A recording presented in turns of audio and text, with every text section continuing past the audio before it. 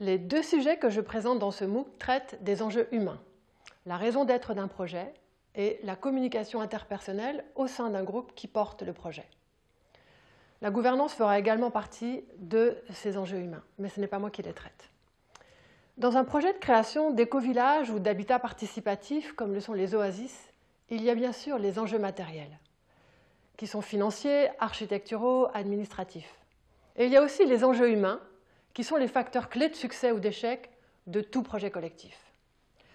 Cela semble évident à tout le monde quand on le dit comme ça. Pourtant, étant moins visible que les autres ou immatériels, et parce que le groupe est pris par des contraintes techniques et des calendriers, il est facile de les négliger, sans s'en apercevoir immédiatement, jusqu'à ce que surgissent des dysfonctionnements, freinage, blocage, stagnation du projet, ou engagement non tenu, voire le groupe qui explose et se dissout.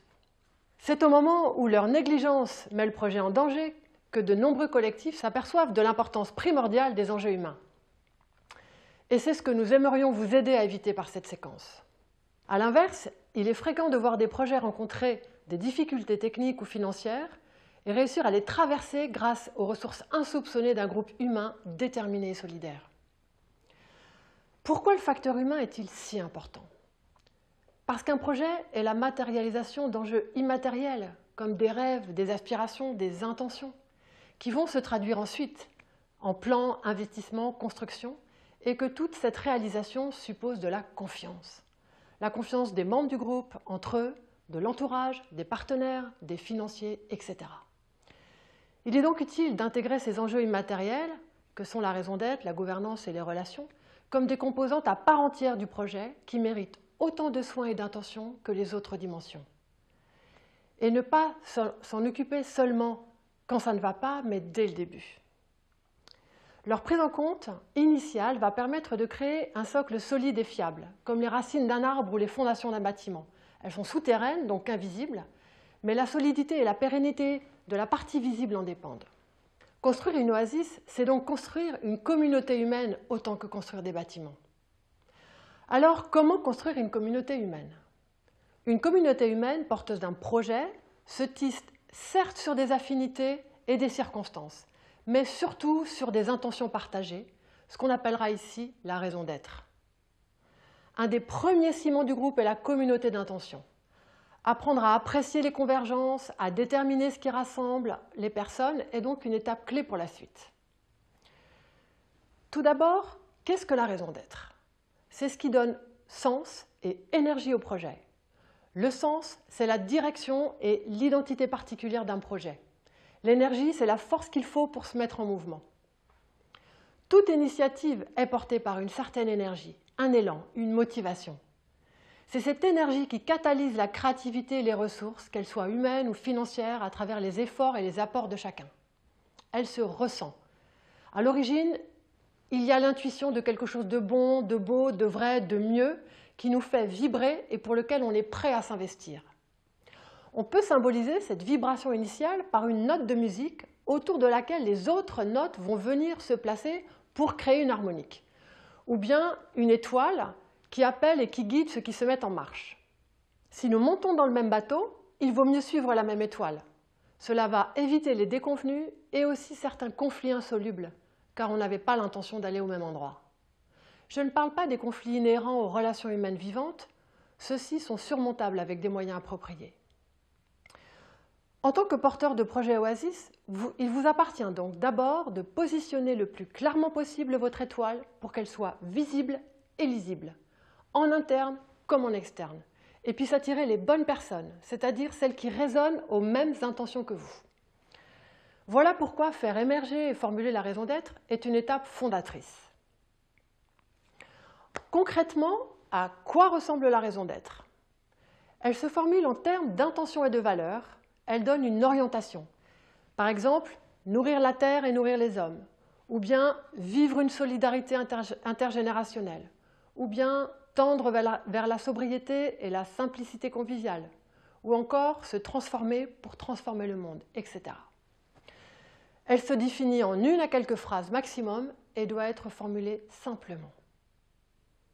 Attention, la raison d'être ne dit pas encore le quoi ni le comment, mais juste le pourquoi. C'est le projet concret qui mettra en plan, en forme, en chiffres et qui fera entrer dans le temps et l'espace l'incarnation de l'intention. Plus nous serons clairs sur les repères fondamentaux, plus nous allons pouvoir aisément prendre les décisions concrètes, qu'elles soient d'implantation, d'architecture, de choix de matériaux, de nombre de personnes, de type de structure juridique, de financement, de contrats entre les résidents, de mode de gouvernance, etc. Et nous pourrons nous y référer à chaque étape du projet pour rester alignés dessus. Qui définit la raison d'être? Les initiateurs du projet en ont la charge. Ils constituent un petit groupe de personnes partageant les mêmes intentions. On peut par exemple appeler ce groupe le cercle souche, car il aura la même fonction que la cellule souche d'un organisme vivant, la cellule originelle au cœur de laquelle vibre un noyau contenant l'ADN.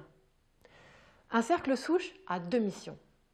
La première est de formuler la raison d'être du projet, qui, comme le noyau, contient toutes les informations qui permettront au projet de se déployer de manière organique et harmonieuse. La deuxième mission est de constituer la membrane en charge de nourrir la cellule et de maintenir sa santé et son intégrité. Comment?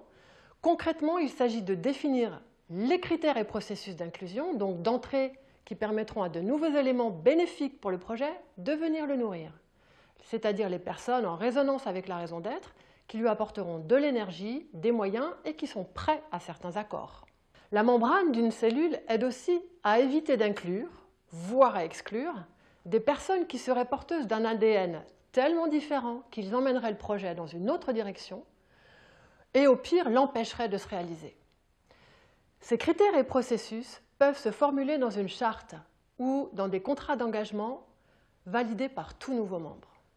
Comment procéder pour formuler la raison d'être? La formulation de la raison d'être est un processus à la fois initial et itératif. On va formuler un premier jet dont la rédaction peut être réalisée par une ou deux personnes car il est difficile d'écrire à 5 ou 6 mains. Puis ce texte sera soumis au cercle souche pour le préciser, le bonifier. Et chemin faisant, des événements vont peut-être conduire à ajuster la raison d'être. Le cercle souche aura alors la responsabilité de l'actualiser pour la garder vivante et reliée à l'évolution des membres et du contexte environnant. Cette formulation de la raison d'être peut être facilitée par un questionnement individuel de chacun des membres, ensuite mis en commun. Voici des exemples de questions qui peuvent vous aider à formuler la raison d'être de votre oasis. D'abord, des questions sur le sens, les plus importantes. Qu'est-ce qui me motive à créer ou à m'engager dans un projet d'oasis? Quelles sont les valeurs essentielles que j'aimerais y vivre, c'est-à-dire les valeurs non négociables, celles dont l'absence ferait pour moi perdre son sens au projet et ma motivation à y participer?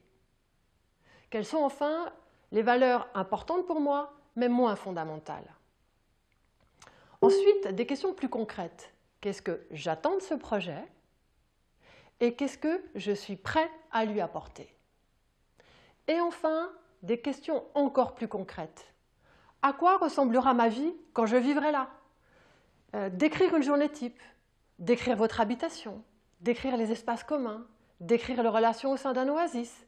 Ces questions encore plus concrètes, qui sont de nature à préciser le projet, permettront peut-être aussi de vérifier la cohérence entre le plan des valeurs et celui des besoins plus concrets et à s'ajuster. J'aimerais vous fournir un exemple de raison d'être, celui de l'écodomaine de Vaillocès que je partage avec mon compagnon Redouane Saloul dans l'Hérault, près de Montpellier. Une première formulation de la raison d'être en 2011, un premier jet donc, était « créer un lieu pour créer des liens ». Notre intention était de créer un lieu où créer ou recréer des liens avec la nature, avec soi-même ou avec les autres, et des liens entre des dimensions perçues trop souvent comme séparées. Alimentation et santé, choix alimentaire et crise climatique et écologique, choix alimentaire et crise humaine et sociale, choix alimentaire et crise économique et perte d'autonomie, etc. En 2015, la formulation du projet, qui incarne le mieux cette raison d'être pour nous aujourd'hui, est un centre d'écologie globale. Un centre où se vivent dans un même lieu plusieurs dimensions complémentaires grâce à des activités concrètes, se nourrir, comprendre, participer, se ressourcer, apprendre. Et nous bâtissons des offres en lien avec ces 5 dimensions. Résumons-nous. La raison d'être, à quoi ça sert? À donner de la clarté et de la visibilité à tous les acteurs, internes et externes, sur l'identité du projet, à mobiliser les énergies et les ressources nécessaires au dit projet, à attirer les futurs membres qui sont en résonance avec le projet, à fédérer les membres, à créer le lien au sein du collectif, à donner des repères communs pour la prise de décision concrète qui soit cohérente avec cette raison d'être. Ça a quelle forme? Elle doit être concise, une phrase ou quelques phrases maximum. La concision permet de cibler l'essence du projet et de trier les aspects secondaires. Elle est à ne pas confondre avec la présentation du projet lui-même, qui décline la raison d'être à travers les modalités concrètes, ni avec une charte qui définit les valeurs selon lesquelles le groupe souhaite vivre et les engagements éventuels demandés à chacun. Quand la définir au début et l'actualiser quand c'est nécessaire. Bonne rédaction de raison d'être.